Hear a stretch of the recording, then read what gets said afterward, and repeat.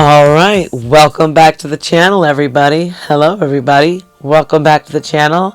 I am Sarah Lynn Amazing Brown, and this is Slab Stories. Alright, it's getting near time for Halloween, and are you prepared? Have you seen all the Halloween movies to prepare you for the spooky season? Well, if you haven't, I have. And I am going to tell you my top 13 films slash franchises. I am gotta sneak it in there that you need to know before Halloween.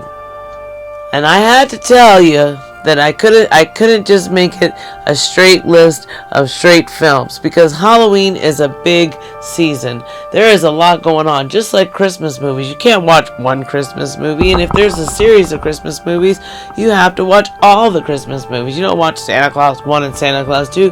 You watch Santa Claus 3 too. Well, I think you stop right there. Maybe you just watch Santa Claus 1, 2, and 3, and then after that, I think it stops. But I think they're not that bad anymore, but I don't want to talk bad about the Santa Claus movies.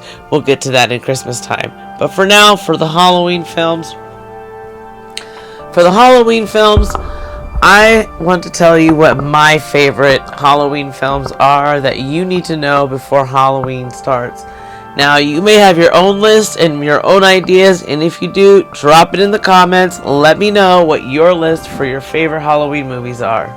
Let's do it. Let's start the countdown for the top 13 films and franchises you must know before Halloween. Alright, my first film that you must know. You must see this film. You must get to know this story. You need to know this character. You need to understand when you see this face. Say trick or treat. Number 13 on the list is Trick or Treat. This is a really good one. It's a little anthology film, and all the stories do connect at the end, and it comes around really nicely. I just recently watched it again as I was getting ready for the Halloween season. This was something I put on as I was decorating my Halloween tree. Yes, I have a Halloween tree, and I really enjoyed it again, you know? That's Jack right there. To look at these movies, and then we'd look at the covers. The back of this DVD is just all freaking words. I mean, there's Anna Paquin back there, which is awesome, but I might be saying her last name wrong. But Anna from True Blood. We know who this is, okay? Everybody knows who Anna from True Blood is. Yeah, I was a lesbian for a few years, and she was definitely on my hot list. Trick or Treat! Trick or Treat, number 13. I'm gonna cut that out. Alright, so number 13. A film that it's weird I didn't have it as number 13. But I like this movie better than number 13, so it's number 12. Even though it is 13 Ghosts! 13 Ghosts. Right there. House of Wax is good too, okay? House of Wax, I'll give honorary mentions. A good movie. Very fun to watch. Very fun to watch. But 13 Ghosts is seriously a very good ghost story where the ghosts are scary. Because in a lot of horror movies you find the ghosts aren't really scary, man. What the hell? These ghosts are really damn scary. These ghosts you do not want to deal with at all. These ghosts are not your spiritual guides. These ghosts will reach across the spiritual plane and kill you in many different ways. And there's the house that will kill you. It's all a bunch of stuff to kill you in this movie. It's good to watch, and it's fun. 13 Ghosts is number 12 on the must-see, must-know. When I say no, I don't mean just watch the movie, have it on while you're doing some laundry. I mean, you gotta know it. You gotta be able to talk about it a little bit. We have to be able to bounce off the characters and the things that we liked about it and didn't like it. If we ever see each other in life, or if you ever meet another person and they ask you why you like horror, you can actually spell out some scenes that made you feel so special. And you're like, wow, I really love that movie. Like Rosemary's Baby. Oh, wait. I gotta get there. But all of these movies, there's something special about them. There's so many good horror out there. So many good horror movies out there that are for Halloween and that can make you feel great about everything. So, number 12, 13 Ghosts. Much horror out there to ignore that some of the films have more than one. And some of the sequels are actually really good. I put in horror franchises that I believe have sequels that are just as good to watch to get to be ready for the spooky season. And the next one is the first series on the list, coming up with Poltergeist. After the 13 ghosts, we're going to a whole bunch of ghosts from all over the other side. Oh man, Carol Ann! In my generation, Poltergeist was some of the scariest stuff. Because one thing about horror is, it's not all about blood and guts and gore all the time. It's this feeling of creepiness, this unsettling, unnerving feeling that you can't get away, and that you're stuck in a situation that you can't get out of, and you need to get out of there, but you don't know what to do, and you see it as an overwhelming problem for the characters, and you don't know if the characters are going to make it. And then they make it somehow, and it's all nice, and it's a beautiful day in the morning. Poltergeist number 1 is great. Poltergeist number 2 is a bit of a slog. It is good. My sister loves it. My older sister told me that's the one that has all the information. Okay, so Poltergeist 2 is really good. It is good, but it's a little bit rough to get through. It's long. 3 is where it hits back home again with the sweet spot. It's moving fast-paced again. The story gets going good, but then, of course, you have the sad details of the real-life tragedy of little O'Rourke girl who did not make it. You know, that was her last movie. And, so rest in peace to her. Let me go. Number 10 has a series of, oh gosh, these are the numbers off my charts. 9 movies total. Out of those 9 movies in this series, series, 8 of those movies, 8 of them, I think are really, really worthwhile. The 9th one, I'm not going to say which one on these series is, because that's going to be the mystery, and find out for yourselves. In fact, I'll go into another video where I'll go in depth with each of these series to tell you which ones I like and which ones I don't, but that's going to take too much for right now. This is altogether a total of 57 films in this list. 13 films and franchises you must know before Halloween. So 10 comes from a state where they like their meat rare. You know what movie I'm talking about? Chainsaw Massacre. Now, this film series has 9 different films in it. 8 films are very good and worth watching. The 9th one isn't bad. It's just there's 8 other ones that are better. And this one is the classic. Some people can't get over the screaming, but that is part of it. This was actually a terrible, hard film to make. It was hot. It was sweaty. That is not them putting on a sweat machine or pumping up the heat to make them uncomfortable. It really was an uncomfortable film in this movie. 9. Number 9.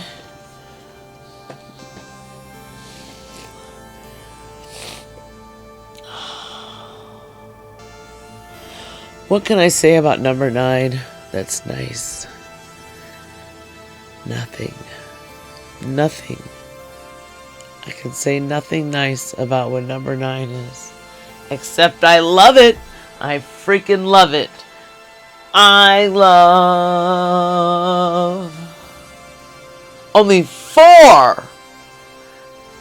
out of 11 films. 4 out of 11 films. Do you may want to take a guess on what horror franchise may have 11 films and 4 of them are really worth watching? I'm not saying the other ones aren't worth watching. I'm just saying some of them you could tell they just shoehorned the characters in there and they really don't mesh well. It's like some of them are conflicting stories or totally different stories and straight mind warps. I mean, I wasted a lot of time with number 5. The title is exactly how you feel while watching it. Like you're sitting in an inferno. And if that gives you it up to what movie series I'm talking about, then you know that we are going straight to hell, baby, because it's Hellraiser in number 9 slot. The Hellraiser series, and it's real easy that I am going to spell out which ones I like, is 1 through 4. 1 through 4 are solid films. 1's really good, 2 goes together, 3 is one of my favorites, Hell on Earth, and 4 is Bloodlines. Oh, that's so good. 5 is like Inferno, and 6 it's like they do bring the girl back on. But that story is so much going on, and the dream sequences. I'm not a dream sequence person. I like to see things really happen. So I did kind of like Hellworld a little bit, but Hellworld didn't really seem like a Hellraiser movie. I mean, they really just shoehorned Hellraiser in there. And when I seen some stuff about it, I think they did. I think they just shoehorned the Hellraiser in there.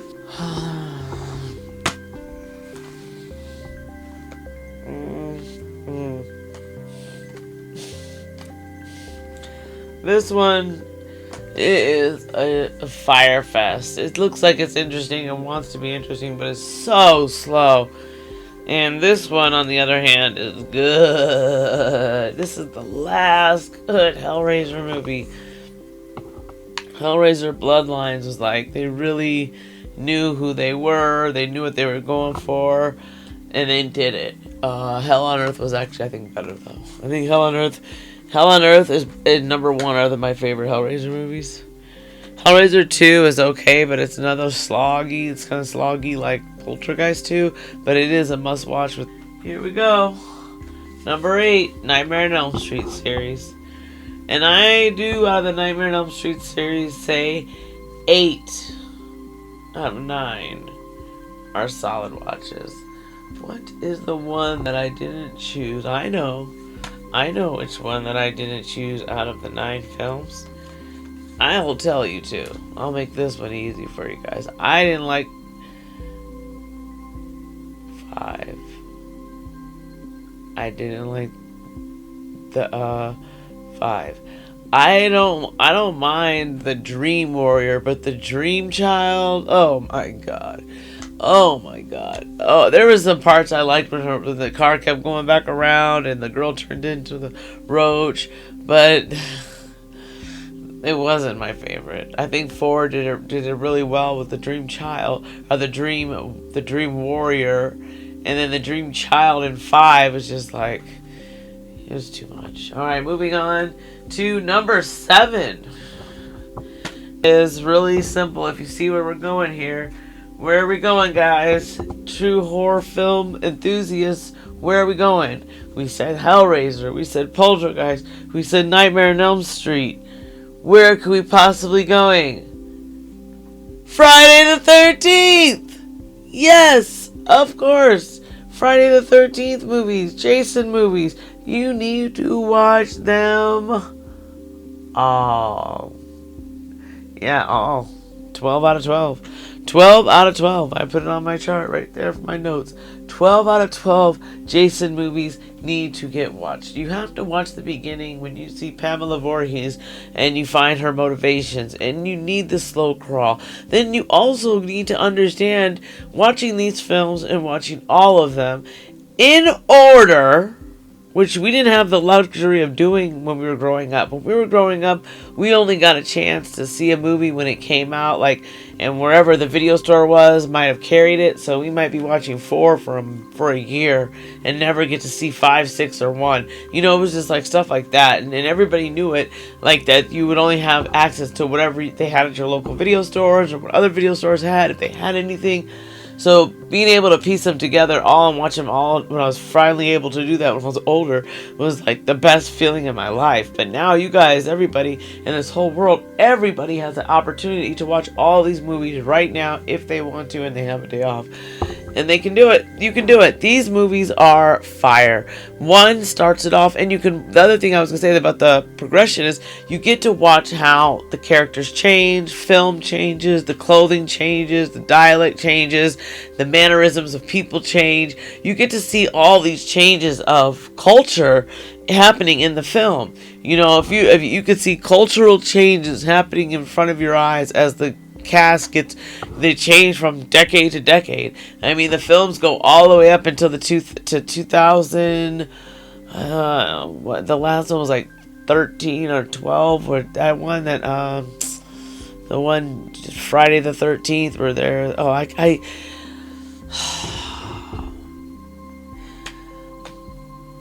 can almost say not watch that one, but I do like that one. I just don't like the fact that the final girl is the final girl, because I don't think that makes any sense to the real movies. I don't think that there's no way in this world Jason kept a hostage alive for that long. I just don't believe in it. So definitely get on them Jason movies. Watch the whole culture grow from the 70s all the way to the 2012s, 2010s, or whatever. Yeah, I think it's 2010s. Good old Jason. And moving on. Number 6. Alright, number 6 on the list. I'm going to tell you guys right now. If you ever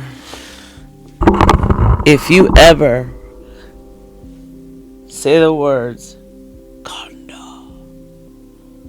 I'm out this fucking door. I shouldn't even say it myself. What am I saying?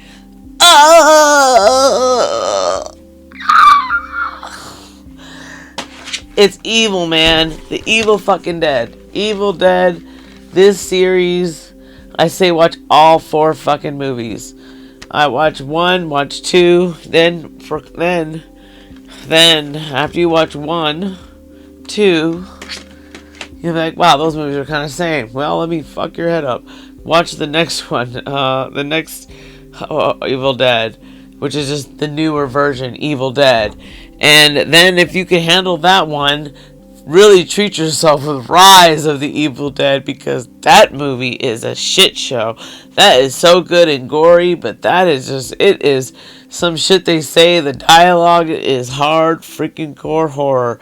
Ain't no freaking lying about it. It's scary, it's bloody, it's gory, it is horrific. There's nothing else I could say about how scary and horrific that movie is. Evil Dead, that whole series, 4 out of 4. Watch those. Watch those. It's time for number 5. What do you think it could be?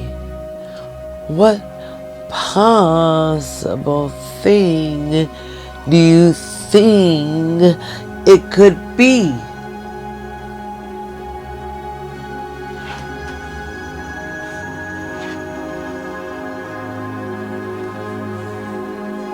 The Thing.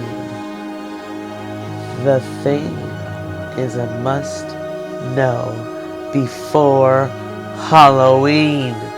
You must see this movie. You must know this movie. You must, loving it is on your own. I love this movie. This movie is freaking awesome. Okay, this movie stands up right now. The special effects are actually practical effects. They look good right now. Right now. You can watch this movie and be impressed by what you see. It's really good. It's a good movie. And I highly recommend you know it before Halloween. Film, I do not have any DVDs for it. So, that's a thing. I do have it on streaming. I don't own any streaming. But the next movie, number 4, is about to have its 4th movie come out, if that's a good hint for you. It also has 2 films that take place on Halloween. Yeah, 2. two movies, number 1 and number 2, take place on Halloween. Third clue. It's at Halloween Horror Nights this year. That should definitely give it away. Terrifier! Ah!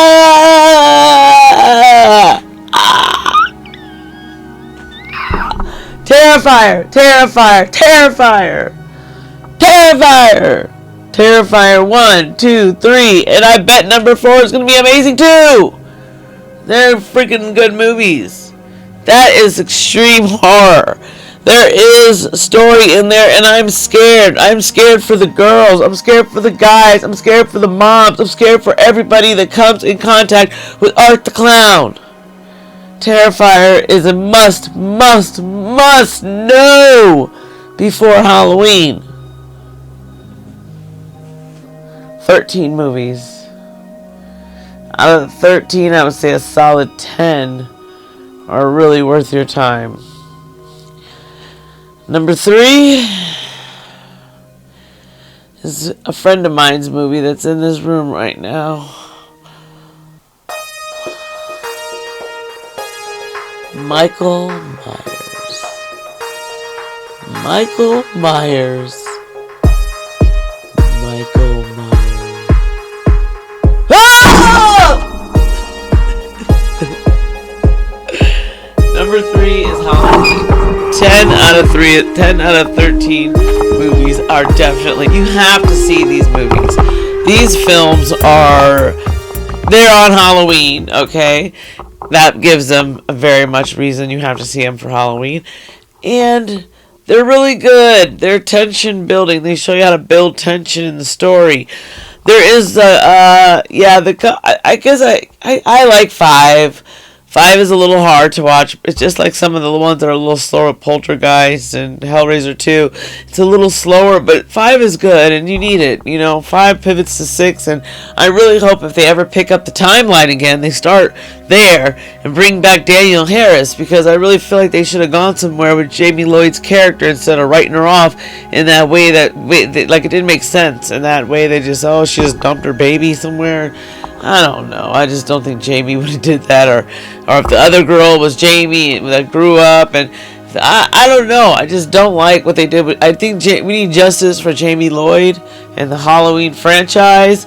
I love Jamie Lee Curtis for a long time, but Jamie Lee Curtis in that last movie, extremely disappointing, bro. I wanted to see a better fight. I didn't want to see the other kid have the movie for so long. Moving on, number 2. What'd it do? Number 2 came out with another movie as a movie of 2. The second movie is not on this list, but it's still a good movie. But this movie is good, and there's 2 parts to it. Third clue.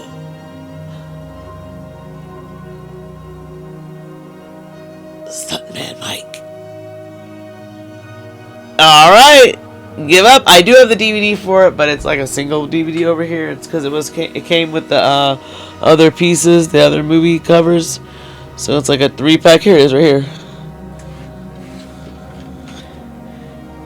Death Proof. Death Proof. Death Proof. You need to know this movie. If you're in horror, you need to know this movie. You need to know the different types of horror there is. If you ever see, Christine is very important, but this is even more important. Like, Christine, I can't say it's more important. No, this is more important than Christine, because this shows another way that a car is a freaking murder weapon. Like, this guy, Stuntman Mike, was using his car to murder these people. And it's a bloody good movie. It's got some good dialogue. It's funny to listen to the girls chat. They be talking some dumb shit. When you look back and you watch them talking with their little cell phones and the text like that, we remember that. It's nostalgic now. But the number 1 movie, first clue. It's my favorite movie, so if you know me, you already know what that is. Number 2 clue, second clue. It has deep meaning to it. Like, it doesn't, it's not that it means something, but some things happened like after this movie, so it made it even weirder. 3, you can watch it a million times and you can never get old. You can always see something new when you watch Rosemary's Baby.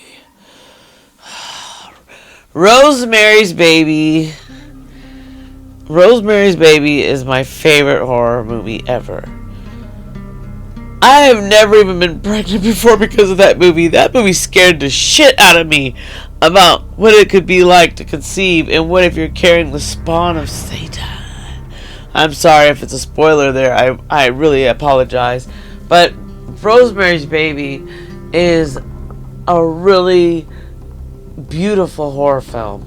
It's beautiful. It's beautiful daytime shots. It's a couple newlyweds moving in a place together, starting off a beautiful life. So much promise, so much ambition in both of them for their life. She's decorating their new home, and then shit just changes. And watching how everything's happening around them, and well, to Rosemary, you're seeing all this stuff happen to Rosemary, and nobody's really getting it with her. Like, she's kind of in her own little world here, having to figure out what's going on, and it's just the psychosis she's going through. She kind of makes you go through it with her, so you don't know what's going on either. So that's why the first time you watch this movie, you don't even get to see all the stuff about it, because you're so caught up in what Rosemary's going through. It's told in her point of view. But then the second and third, fourth, fifth, seventh, eighth, ninth million time you see it, you start to pick up on other things that you didn't notice the first time. Rosemary's Baby is the #1 movie you must know before Halloween. And Rory's out. Thank you for watching. Please like, subscribe, comment. Tell me what is your top 13, your top 10, your top 5, your top 2 horror movies. Whatever kind of top movies you have, I want to know about it. I want to know what kind of movies you like to watch too. What movies did I leave out? I probably left out a lot, but as you can see, I got a lot behind me. I got even more in cases because I took some off the DVDs years ago. So I have a lot of DVDs. I've seen a lot of movies. You know, that's why some of the new movies I haven't caught up in a while, but I will.